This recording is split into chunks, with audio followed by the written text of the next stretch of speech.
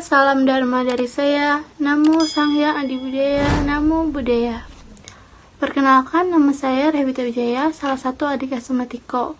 Nah, pada kesempatan hari ini saya juga ingin memberikan dhamma desana berjudul Rahasia Hidup Bahagia. Ya, pasti kita semua ingin sekali hidup bahagia. Nggak mungkin dong di antara kalian ingin hidupnya menderita.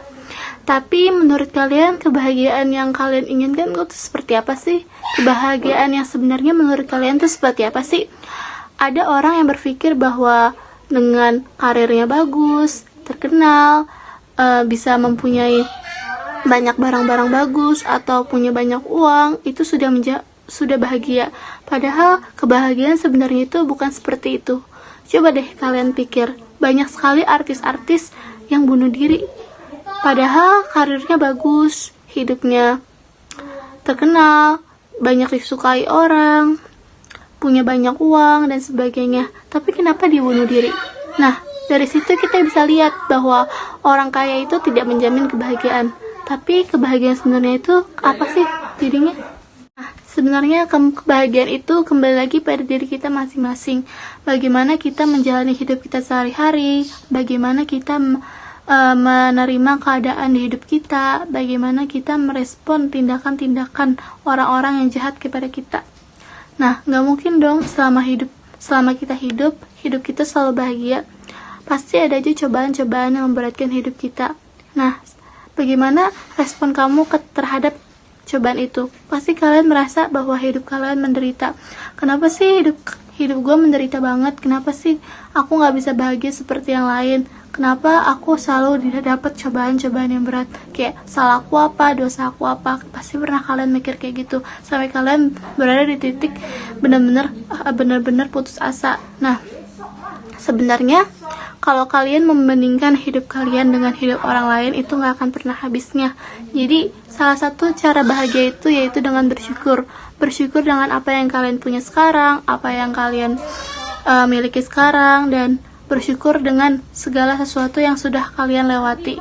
Kayak kalau kalian menerima cobaan yang berat, coba deh hadapin itu dengan sabar, tegar, dan berani. Dan nggak usah perlu mengeluh. Kayak kalian boleh ngeluh, tapi nggak boleh patah semangat.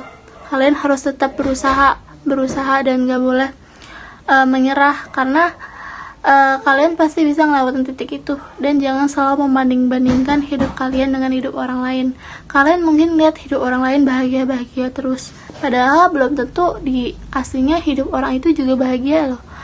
Ada orang yang menutupi penderitaan itu. Jadi selantasnya kita sebagai manusia, kita harus selalu bersyukur. Bisa makan nasi hari ini aja itu sudah bersyukur, itu sudah menandakan bahwa kamu itu bahagia. Jadi lantasnya kita bersyukur dalam hidup ini. Kita sebagai umat Buddhis pasti tahu dong tujuan utama agama Buddha itu apa, yaitu kebahagiaan dan kesejahteraan.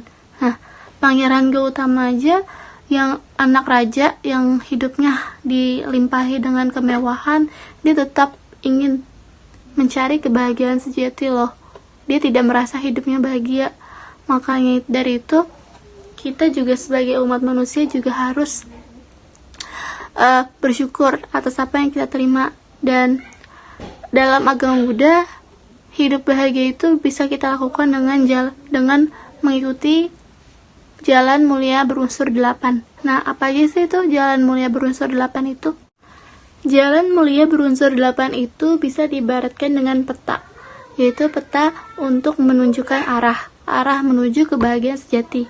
Yang pertama ada pandangan benar. Pandangan benar diartikan sebagai mengerti sebagaimana apa adanya. Nah, kita sebagai pelajar harus mengerti hak dan kewajiban kita. Hak kita dan kewajiban kita dalam mengerjakan tugas. Sebagai seorang pelajar, kita harus menghormati guru dan belajar dengan maksimal untuk membahagiakan orang tua. Kita tidak boleh melawan itu semua. Dan sebagai pelajar, kita harus tetap berusaha dan belajar dengan baik agar kita bisa sukses ke depannya. Yang kedua ada pikiran benar. Pikiran benar dapat diartikan sebagai pikiran yang penuh kebajikan, cinta kasih, dan terlepas dari rasa egois. Pikiran yang sudah didorong dengan rasa semangat, bertanggung jawab, sabar, dan sebagainya. Dan pikiran yang baik dan tidak ada pikiran-pikiran kotor. Nah, contohnya kayak kita harus menjaga pikiran kita. Misalnya ada orang yang jahat kepada kita, kita tidak boleh berpikir untuk membalas kejahatan dia itu, karena dengan berpikir seperti itu kita sama saja tidak menjalankan jalan mulia berunsur 8, karena kita tidak menjalankan sila kedua itu. Nah, jadi kita harus pintar-pintar untuk mengontrol pikiran kita. Jangan sampai kita berpikir untuk melukai seseorang atau berpikiran buruk, berpikiran yang tidak baik seperti yang lainnya. Yang ketiga ada perkataan benar. Nah, perkataan benar diartikan sebagai perkataan yang sopan, santun, serta tidak menyinggung perasaan orang lain. Nah, sebagai contohnya, banyak sekali anak zaman sekarang yang sering bergosip atau bahkan berkataan yang tidak-tidak tentang orang lain di belakang, sampai orang itu menjadi korban bully atau sebagainya karena perkataan kalian yang tidak benar itu.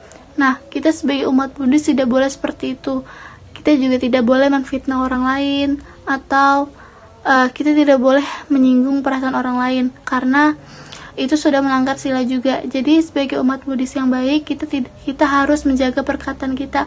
Kita tidak boleh berkata kasar, tidak boleh memfitnah orang lain, tidak boleh bergosip. Kita harus mengucapkan perkataan yang bisa membantu orang lain atau yang bisa menyebarkan kabar baik, atau bahkan yang bisa membawa kebahagiaan kepada orang lain. Yang keempat ada perbuatan benar, yaitu perbuatan yang baik dan tidak merugikan pihak-pihak, baik pihak orang lain atau bahkan diri kita sendiri. Nah, kita harus melakukan perbuatan baik seperti menolong orang, dan kita tidak boleh mencelakakan orang lain. Kita harus banyak-banyak berbuat baik seperti berdharma atau semacamnya. Yang kelima yaitu mata pencaharian benar. Mata pencaharian benar diartikan sebagai mencari nafkah dengan tidak merugikan makhluk lain, atau mencari nafkah dengan tidak melanggar Pancasila Buddhis. Nah, kita sebagai umat Buddhis harus mencari nafkah yang baik. Banyak sekali zaman sekarang pekerjaan-pekerjaan yang tidak baik atau melanggar Pancasila, seperti mempekerjakan orang-orang untuk diprostitusi, melakukan penipuan, dan sebagainya. Nah, kita sebagai umat Buddhis tidak boleh melakukan seperti itu. Itu akan merugikan orang lain dan berdampak juga kepada kita. Nah, jadi kita harus mencari nafkah yang baik, seperti pekerjaan yang dapat membantu orang lain juga.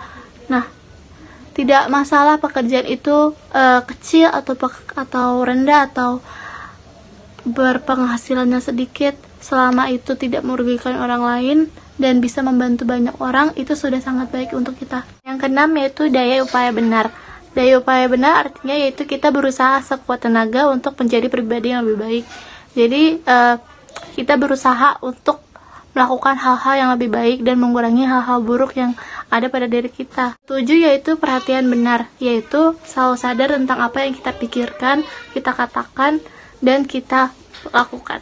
Yang ke-8 yaitu konsentrasi benar, yaitu pikiran yang kita jaga untuk terus berkonsentrasi. Pikiran yang penuh konsentrasi yaitu pikiran yang penuh dengan perhatian serta tanggung jawab.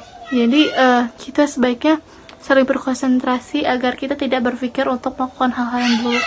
Jadi rahasia hidup bahagia yaitu dengan cara kita selalu bersyukur, tidak membanding-bandingkan hidup kita dengan hidup orang lain, serta menjalankan jalan mulia berunsur 8. Karena jika kita melakukan itu semua, kita bisa hidup bahagia. Jadi jangan lagi untuk berpikir membanding-bandingkan kita dengan hidup orang lain, karena nggak akan pernah habisnya. Kita selalu merasa kurang, dan kita harus berusaha untuk selalu bersyukur serta sabar dalam menghadapi semua cobaan yang ada.